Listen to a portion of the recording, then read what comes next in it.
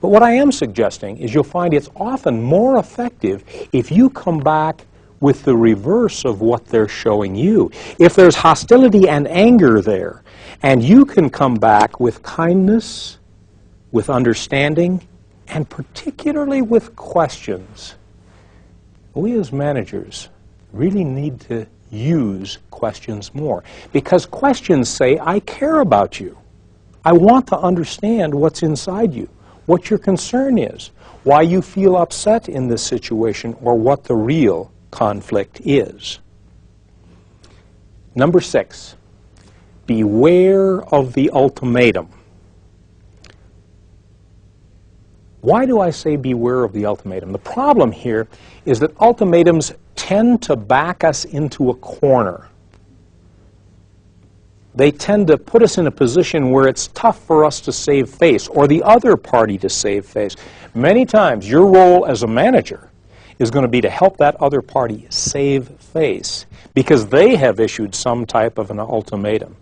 If somebody says, for instance, this is the way it has to be, this is my final offer, immediately you start thinking about what additional information can you throw in here that will help that individual save face as they comfortably back off of the ultimatum that they have provided you. When the other person is hostile or emotionally hurt, express sorrow and empathy. Sorrow and empathy without accepting responsibility. People like to know that you understand, that you hear, that you're empathetic. Now, you may not agree with what they're saying, so you do not necessarily need to accept responsibility for the problem they're perceiving. But them knowing that you care and that you understand makes a big difference in reducing their emotional level. The 8th suggestion, I think I can perhaps best prove with an example. Now, I've been studying each of you, and I'd like to select somebody, if I could, for this experiment. Dave, would you mind if I selected you? Dave, do you have any idea what's going to happen next? Not right now. Okay. I have in my pocket here 3 cards. I'd like to take them out and show them to you and everyone. We have a yellow card, a blue card, a red card. Dave, which of those cards, now Dave, you got to promise me that you'll be honest in this situation. Which of those cards most appeals to you from a color standpoint? The red one. The red one does. He selected the red card. Now, knowing that I was going to use Dave for this particular experiment, I wrote a message to him in the envelope that I pulled it out from. I'd like you to find the message in there, Dave, and if you will, read it to everyone. On a red piece of paper, because your personality will select red. You see, people are different. Now, think about this experiment. If I would have selected someone else in this room, there are a few of you that may have selected red, but many of you would have selected blue, and some of you would have selected yellow. It is so important that we understand our employees and treat them differently on the basis of their likes and on the basis of their dislikes. So, the point of number 8 is, people are different, but they're predictably different. One of the ways that you can be effective as a manager in resolving conflict is to think about the questioning process. And how can we be more effective in that questioning process? First of all, why would you ask questions? I would suggest to you, you want to know what the other person wants.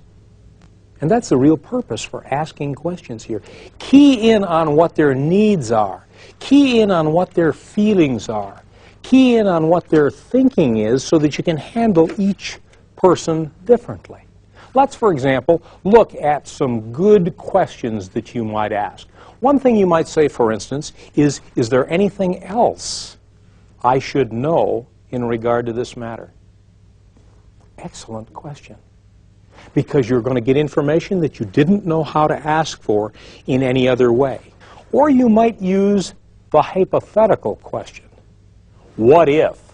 Or suppose that, and pose a hypothetical situation to them to draw out more of the information that will be helpful in resolving that conflict. Or you might say, you know, if I could wave a magic wand over you in this situation, what would you hope would happen? That'll give you real insight into that conflict situation. Or you might say, why did you say that? I'm curious. I'm interested in what you said. Can you tell me why you said that? And you probe further. And you keep on saying, and you get more information. Because knowledge gives you power as a manager. And you're much more effective in being able to handle that individual when you understand how they're truly feeling and how they're truly thinking. Now, if question asking in a conflict situation is important, question answering also is. And many times, as managers, you'll have questions posed to you. Now, I would suggest in at least 95% of the cases, you're going to answer those questions directly. But as a good manager, there are some alternatives that you have to answering a question directly. Can we brainstorm together here for a minute and try to figure out what else you might do when a direct question is posed to you as a manager in the 5% of the time, perhaps, when you don't answer it directly? What else can you do? What are some options here? Ask another one back. There's an excellent response. You can ask another question back. And sometimes, as a manager, that is the best response to a question. You might say something as simple as, gee, why do you ask that? Or perhaps it might be, how would you like me to answer that question? Two good standard questions that can be used anytime a question is posed to you and you're not sure exactly how to answer it. Is there anything else that you can do when a question is asked of you? What are some other alternatives? How about delay? You have that option. You know, that's a good question, and I want to answer it. But you know, in order to answer it, we need to understand this, and you shift over and discuss what needs to be discussed before you turn your attention to that particular problem. Anything else that you can do? How about ask to have the question repeated? There is an excellent standard technique, because I'll tell you what happens normally when you ask to have a question repeated. It normally comes back in a way that's a little bit easier for you to answer. As a matter of fact, it never gets harder, so it's an excellent technique. Anything else that you can do? How about, yes? Ignore it. Ignore it. You have the right to ignore the question. That's exactly what I was just going to say. You have the right to be silent.